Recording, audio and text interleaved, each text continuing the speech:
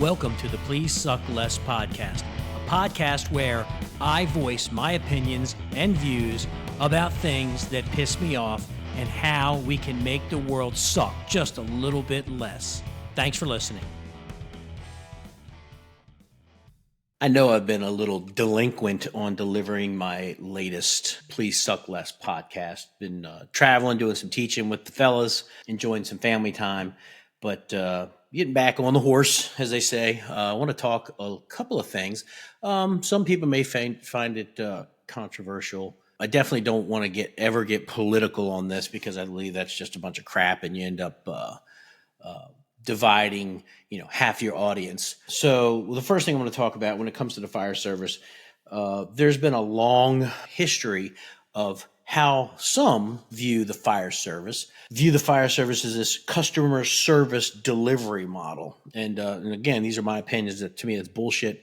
I don't view the people that we are sworn to protect and serve as customers. They're not buying a service from us. They have expectations of a service being delivered, as in the fire service being delivered to their front door. But I don't subscribe to the theory that we deliver goods and services to the public. Our job is to protect and serve, not get into the 10 items or less express checkout lane and all that stuff. Now, I do subscribe to the fact that we treat everybody with respect, regardless of their economic status, their race, religion, creed, blah, blah, blah, et cetera, et cetera. But this whole customer service delivery model is a bunch of crap for the fire service because that's not what we do. We are not salesmen or salespeople.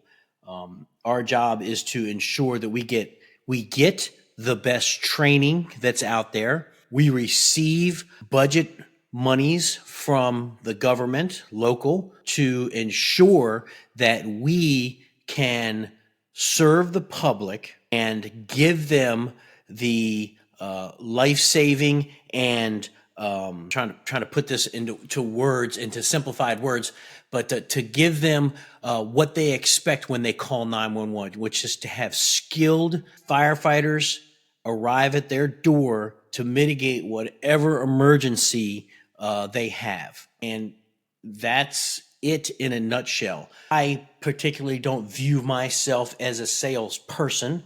When I arrive on the scene, it's my responsibility to ensure that people, as a chief officer, to ensure the people that are coming on the fire engines are trained. And that training stems from us embracing the job and wanting to be the best, not only for the public that we serve, but also for our fellow firefighters and for our family members. So we go home at the end of our shift or at the end of the duty night or whatever. And it's not a career volunteer thing either.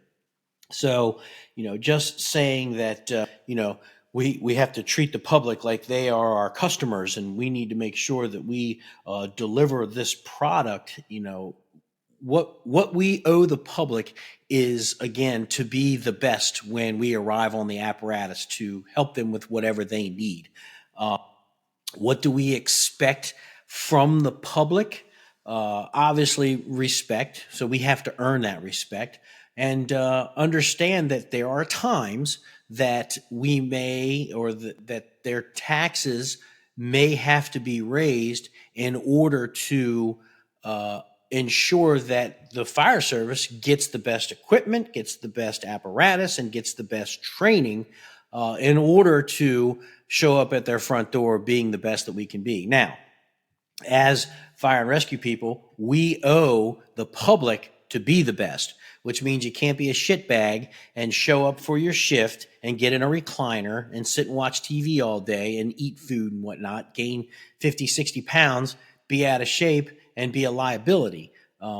We owe it to the public to maintain good physique, high standards, and to ensure that when we get on the apparatus, we're using our equipment correctly. We understand the latest building constructions and the latest fire dynamics and things like that. And then we can show up and put the fire out or get them out of a vehicle that they're trapped in after a car accident, or to deliver highly skilled EMS personnel that understand the latest EMS skills and the latest meds that are out there that we can deliver and things like that. That's what we owe the public. They are not our customers. We are not salespeople.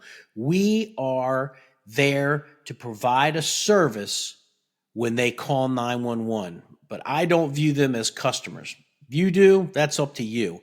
But I'm never going to accept that model. We have a job to do when we show up, and we do our job. Period. End of story. You can disagree with me. Maybe I'm out of touch. I don't know. I don't care. That's just my personal opinion. Enough beating that dead horse. The second thing I want to talk about is maybe a little more controversial. It extends beyond the fire service. It is going to land directly at the doorstep of fire and rescue, police, military. Mostly aimed towards men, and it's going to lay at the doorstep of most men in this country. And this is this whole bullshit view of this toxic masculinity. Never heard of it before until probably 2000 and maybe 10 moving forward. This toxic masculinity label being laid at the feet of men by like far wacko feminists that are out there labeling men because they don't like some of the traits that men bring to the table. Now, I'm not against women by any stretch of the imagination. When I say feminist, that's no different than somebody just totally hating men and thinking that we can do without men. We don't need men. We don't need a man to blah, blah, blah. Bottom line is, in this world, men and women are needed together in order to maintain order in this country. Men and women are needed together in order to maintain a stable family environment. Men and women are needed together in order to make the workforce move forward. But this whole toxic masculinity crap that people want to label because they don't agree with how men act. Now, there are men out there that are prone to being violent. They treat people like shit. They don't exude the traits of what masculinity is.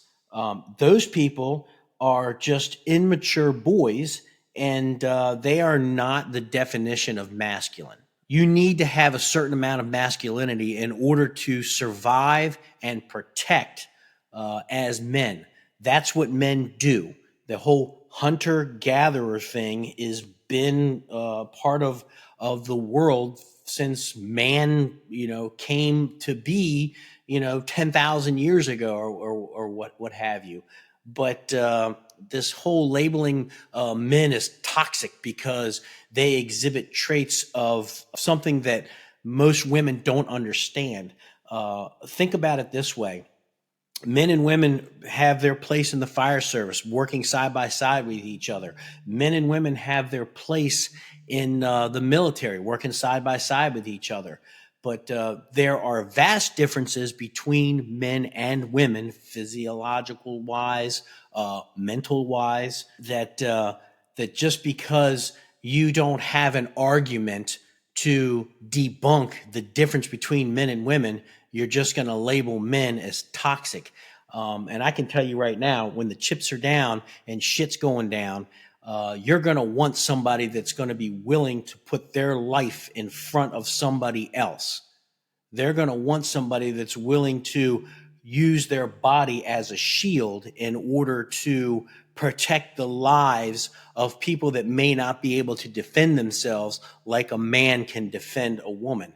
If a woman is being threatened by another man by violence, wouldn't that woman want somebody to come to her rescue? Would you want somebody that's equally or stronger than the person that is threatening the violence on the woman to come to the rescue of that woman to defend her? That's not toxic masculinity. That's just the way most men are. It gets to the point that if you hold the door open for some women, they get pissed off. Like, I can do that myself.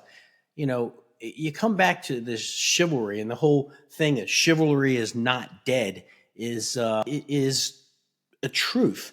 I tell my son, hey, hold the door open for women. Open the car door for women. It's not showing that the women are weak. It's showing that you as a male care about their well-being and want to show them how you care. Men show their feelings and the way that they care about women differently than women show the way they care and their feelings about men. I was told a long time ago, different is not wrong, it's just different.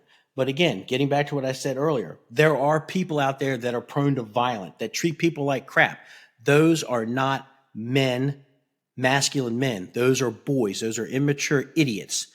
But you cannot take men and lump them into one group and say, well, all men are toxic, and that's toxic masculinity if you do that. And I want to leave you with this. I want you to go online and Google John Blunk, B-L-U-N-K, Alex Teves, T-E-V-E-S, and Matt McQuinn, it's M-C-Q-U-I-N-N. Google those three men, look what they did, and then ask yourself, what do you think the women that were in their life feel about them? I'm going to leave it at that. So at the end of the day, stop putting people in boxes.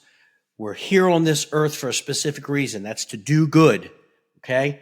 We don't treat as in the fire service, we don't treat the civilians as customers. They are civilians that we're there sworn to protect. So at the end of the day, you owe it to the people you're sworn to protect, to be good, have great training, and you need to be a decent human being. Don't be a turd. Suck less, do better. I'm out.